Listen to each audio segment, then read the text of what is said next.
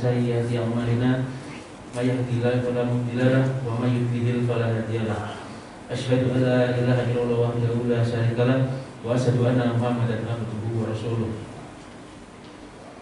Jemaah salat Jumat rahimani wa rahimakumullah. Dan intinya kita selayaknya panjatkan puji syukur kita kehadirat Allah Subhanahu wa taala karena pada hari ini kita masih diberi kesempatan, kita masih diberikan kesehatan untuk hadir dalam majelis yang mulia ini, salat Jumat pada hari ini dalam keadaan sehat walafiat. Salawat dan salam tetap tercurah pada junjungan Nabi besar kita Nabi Muhammad SAW yang kita semua nantikan syafaat beliau di yaumil kiamah. Jemaah salat Jumat rahimani wa rahimakumullah.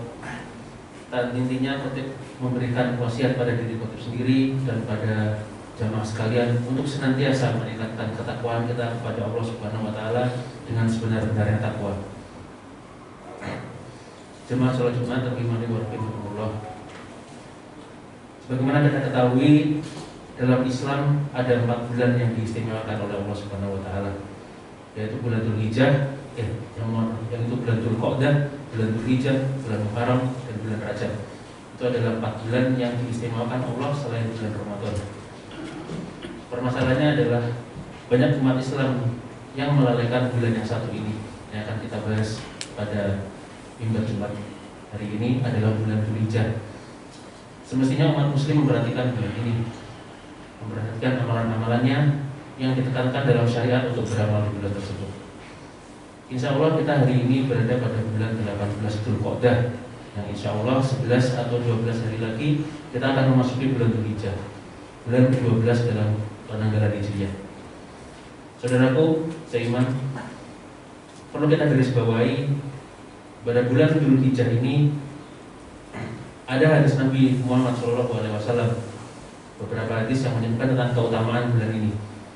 Derajat dari hadis Nabi Muhammad SAW dari yang diriwayatkan oleh Bukhari, Imam Bukhari, Nabi bersabda, tidak ada amal soleh yang lebih dicintai oleh Allah daripada hari-hari yang 10 ini, yaitu 10 awal bulan Dzulhijjah. Kemudian para sahabat bertanya kepada Rasulullah, apakah lebih baik daripada jihad fisabilillah? Sebagaimana kita ketahui, jihad fisabilillah itu kita berperang di jalan Allah, kita menginfakkan tenaga kita, menginfakkan harta kita, di medan perang kita bisa terbunuh, tertawan dan sebagainya. Dan beliau pun menjawab, iya, lebih baik daripada jihad fisabilillah, kecuali seorang yang keluar berjihad dengan hartanya dan jiwa raganya, kemudian dia tidak pernah kembali lagi keduanya. Jadi dalam hadis ini disebutkan bahwa amalan soleh yang dikerjakan pada 10 awal bulan Dzulhijjah itu bisa menandingi pahala dari jihad fisabilillah dan menyamai pahala jihad fisabilillah pada keadaan di mana seorang muslim tersebut jihad dengan membawa seluruh hartanya, tak ada yang tersisa, dan seluruh yang dia miliki, dan dia mati di medan jihad dan hartanya semua habis. Tentunya ini sangat sulit pada keadaan sekarang. Dan bahkan dalam sejarahnya, pada perang Badar sebanyak 314 muslim, yang terbunuh hanya 60. Dan yang pada perang Uhud dari 700 umat muslim yang terbunuh hanya 70. Sehingga bisa diketahui dalam sejarah pun mengatakan orang yang mati dalam medan jihad itu jumlahnya jauh lebih sedikit daripada orang yang datang yang ikut berjihad. Para ulama menyebutkan mengapa seperti ini, karena Allah benar-benar memilih mereka yang ikhlas dalam berjihad, sehingga Allah hadiri dengan mati syahid. Tapi di bulan Dzulhijjah ini, di bulan Dzulhijjah yang insya Allah akan kita hadapi nanti, itu pahalanya bisa menyamai dengan jihad fisabilillah tersebut. Walaupun di bulan Dzulhijjah itu kita hanya melakukan sedekah sebanyak Rp1.000 atau membaca 1 huruf Al-Quran, itu sudah dinilai dengan suatu amalan baik pada 10 hari bulan Dzulhijjah. Oleh karena itu, kita sebagai umat muslim, terutama pada diri khotib sendiri, mengingatkan untuk kita menyambut bulan Dzulhijjah sebagaimana kita menyambut bulan Ramadan, sudah selayaknya seperti itu. Setidaknya ada beberapa amalan yang bisa kita lakukan dalam mengisi 10 hari awal bulan Dzulhijjah. Yang pertama, dalam hadis Nabi disebutkan amalan pertama adalah ibadah haji, di mana ibadah haji yang dilakukan itu merupakan amalan terbaik yang terbaik pada bulan Dzulhijjah.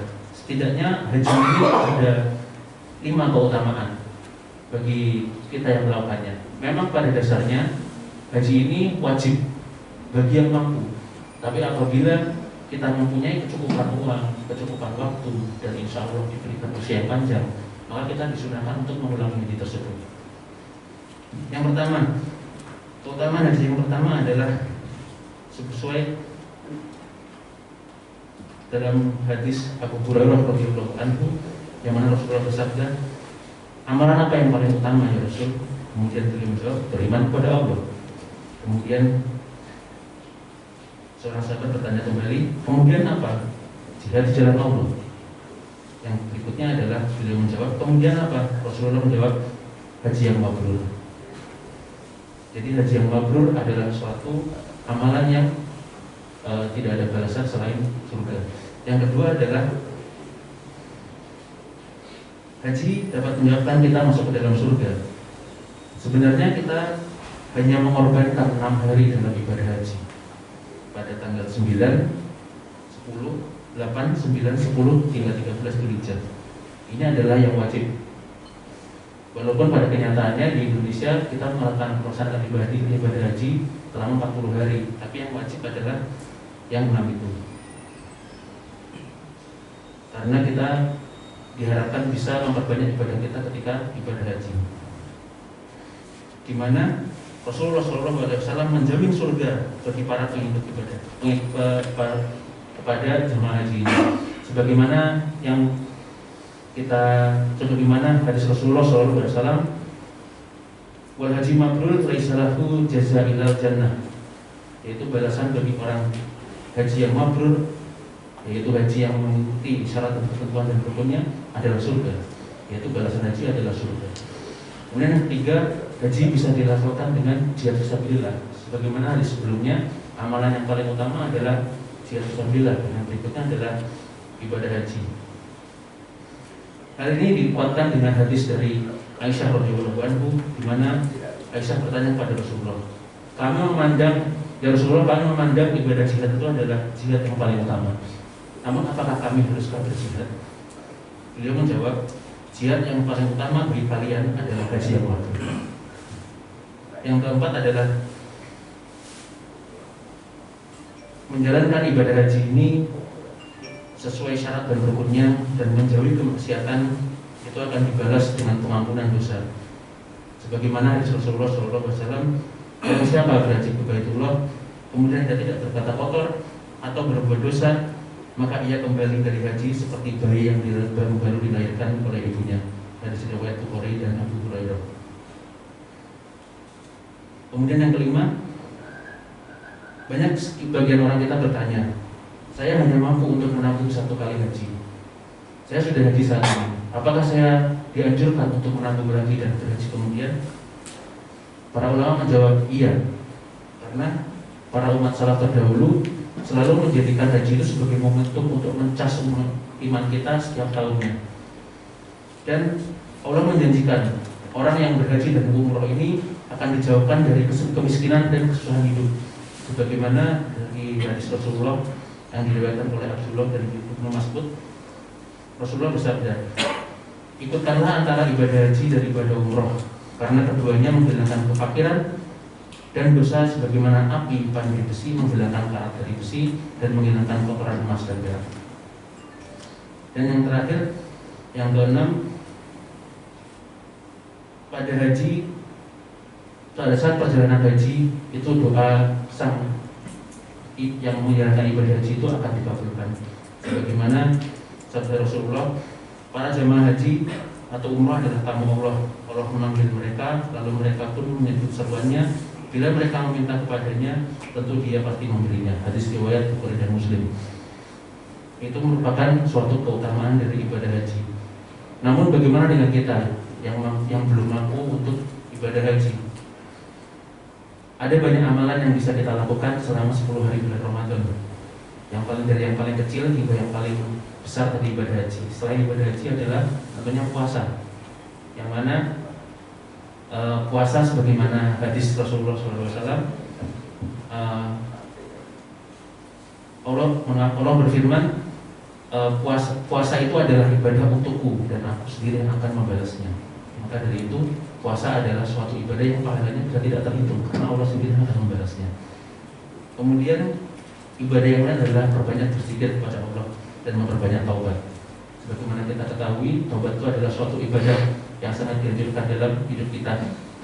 Yang mana dalam hadisnya Allah sangat senang menerima taubat seorang hambanya daripada seseorang yang melakukan perjalanan membawa seluruh bekalnya, hartanya yang ada di rumah, kemudian dia membawa ke untanya, kemudian dia melakukan perjalanan, di tengah perjalanan dia tertidur dan untanya itu menghilang.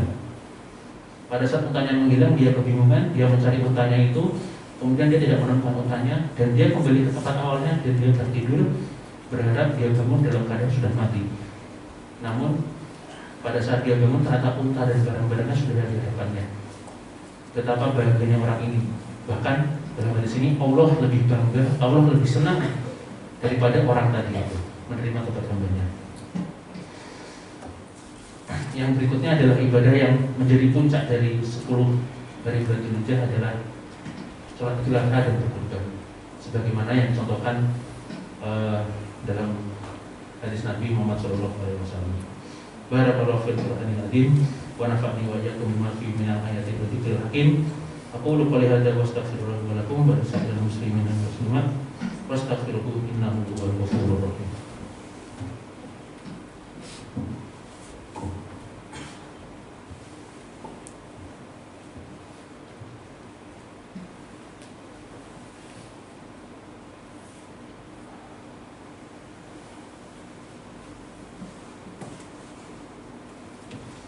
Alhamdulillah wassalatu wassalamu ala anbiya'i wal mursalin wa ala alihi washabbihi ajmain. Allahumma sholli ala Muhammad wa ala ali Muhammad. Selain dari ibadah yang disebutkan tadi pada khutbah pertama, ada satu lagi ibadah yang tak kalah pentingnya, yaitu adalah puasa pada tanggal 9 dan tanggal 10 bulan Dzulhijjah. Tanggal 9 dan tanggal 10 bulan Dzulhijjah, yaitu kita biasa sebut puasa Asyura dan puasa Arafah.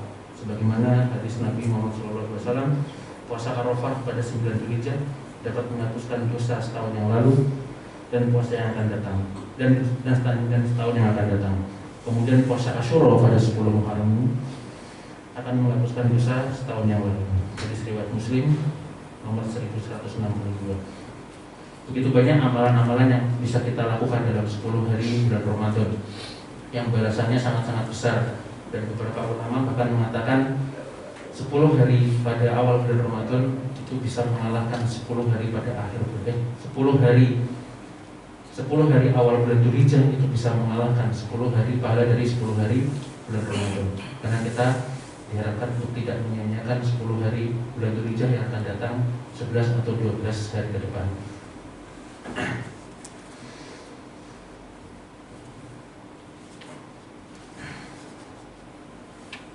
Demikian khutbah yang dapat saya sampaikan. Semoga kita bisa memanfaatkan waktu yang tersisa ini untuk bisa menyiapkan dan menyambut 10 hari bulan Dzulhijjah dan mengisinya dengan amalan-amalan yang baik. Allahumma fir lil muslimin wal muslimat wal mu'minin wal mu'minat ala yadihim wal amat innaka sami'un qaribun mujibud da'wat ya qadal hajat. Allahumma inna nas'aluka salamatan fid din wa afiatan fil jasad wa ziyatan fil ilmi wa barakatan fil rizqi wa taubatan qabla al-maut wa rahmatan indal maut wa maghfiratan ba'dal maut. Allahumma habib alaina fi sakaratil maut wa najatan minan nar wal afiyatan lisat. Rabbana atina fid dunya hasanah wa fil akhirati hasanah wa qina adzabannar. Ibadallah, inna la ya'muru bil adli wal ihsan wa ita'i dzil qurba wa yanha 'anil fahsya'i wal munkari wal baghi Fa'idhukum la'allakum tatadzakkarun wazkurullahal azim yadhkurkum washkuruhu 'ala ni'amihi yazidkum wa dzikrullahi akbar. Insyaallah.